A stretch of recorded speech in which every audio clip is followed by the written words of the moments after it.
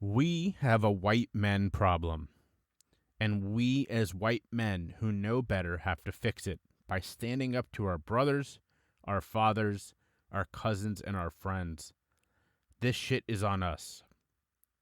Hate in the U.S. is a white disease, a cancer that grows in many forms. From the words we use to the laws our elected leaders pass, from the way our police are instructed, to a health system that ignores entire communities. Hate is embedded in our lives and rooted. It is persistent and pernicious, inimical and injurious. But it's curable, and that cure starts with people who look like me and skin the color of mine. It starts in our homes, but we must be taught in our schools, our places of worship, and embraced where we work. Its cure means standing up to those we love and those we tolerate. Hate is everywhere. Its cure must be everywhere. It starts with us and must therefore end with us. All of us. That is a post that I put on social media this week after the heinous murders in Atlanta. This episode is dedicated to this idea. And if you're in the extreme minority, again, just assuming here, but the extreme minority of my listeners who doesn't agree, you can turn this one off. If you're one of the people who listens to stuff like this and goes, why has it always got to be about race? You can turn this one off. But for you, in particular, it's always about race. The reason that you're able to say, why is it always about race, is because for the longest time, it has been about race in a way that is so embedded in everything that we do that now talking about it openly is like nails on a chalkboard to people like you. This is a white person problem, and more specifically, a white man problem. But white men are usually abated. That's not the right word. They're allowed. They're taught. Their hate is allowed to grow and fester by white women. So we can't leave them out too. It's not just Black lives. It's not just Asian lives. It's not just anti-Semitism. It's not just trans hate. It's hate. And it's all coming from the same source, and yes, of course, it's not all white people. We know it's not all men. Yeah, we know. But the ones doing this are men. The ones doing this are white men. So in that way, it is all men. All white men. There's no point to this Monday motivation. I'm not going to leave you feeling good or, let's get this week as I do sometimes, because I'm not feeling that as I record this. I don't know that there's an end in sight because I don't think there's enough people who truly are willing to see an overcorrection, because that's what needs to happen. We can't expect this to end by just finding equality.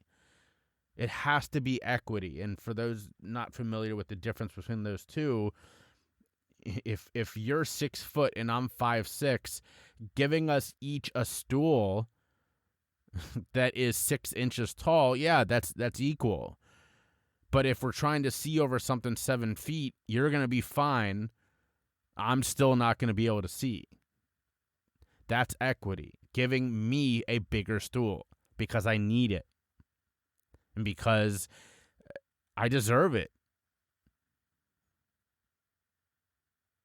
That's what we need in this country. And for people who want to push back on things like Black Lives Matter and say all lives matter, well, no shit.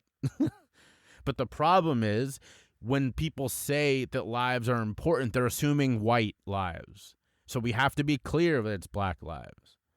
And that's why when things like the media coverage of this shooting doesn't talk about the fact that this was a white guy who targeted Asian women, that's a problem.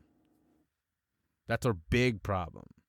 We can't just talk about it like it's any old murder, because this one had a different motive. It's important to point that out. We have to talk about these things. We have to educate about these things. We have to talk about these things early. I saw a post the other day about someone who was bitching that, their kid, their 9-year-old, whatever, shouldn't have to learn about racism. Well, black 9-year-olds have to experience it. So I think your little Timmy can learn about how he's unintentionally, or maybe intentionally, I don't want to assume, perpetuating racism. I think that's fine. That's what an overcorrection looks like. It means you have to be uncomfortable because you not being uncomfortable is why we're still doing this shit. If that means I have to lose so that somebody else can win, fine. That's where we are. Would I prefer it to be a situation where we all won equally? Yeah, but that's equality, not equity. I was born on third base. It's not fair to me. No. It's not fair to people for me to then look back at the other dugout at people who aren't even getting to play and being, well, like, why can't they score? It's on them. And for those of you laughing, that is an actual example that my dad used to teach us growing up because we were surrounded by those people, being people from wealth. We went to school with people who honestly were born like basically already on home plate. Like they'd hit the home run already and then would look back at the other dugout and be like, well, it's on them then. I did it. No, you didn't. You didn't do shit. And I know that. I know that the reason I get to sit here and talk to y'all, the reason that I am able to do something that does not have to put finances first is because of that privilege. So when I coach people, when I work with people, we work on little things because I can't assume that the people I'm working with can make the big changes that I get to make. I can experiment with shit. If it goes wrong, I'm fine. I still have food. I still have a wife. I still have a roof over my head. That's not the case with a lot of people, and I know that. But I hear, this happens to me all the time. I hear people in this profession that I'm in who basically have that mindset of, well, I made the change, why can't you? And it's like, you had $1 million in the bank, you can make the change. This person who's living paycheck to paycheck can't make that change. And it's really horrible for you just to look down on them and be like, see, I can do it. No, come on, that's bullshit. Wake up. That's my message for this week. Wake up. Have a great week. Reach out on social media. Follow me all the places. Do that so that you can maybe win some Roadrunner swag or, if you want swag, that's cool. But I would personally pick one of their products. But, I'm not you. And join the Facebook group. Thank you to the over 60 people now who have already done that. That's awesome. I don't know why you're doing this. That's not true. It's great conversations, and I appreciate it. But I am humbled by it. It makes me happy. All right. I love you all. Choose your struggle.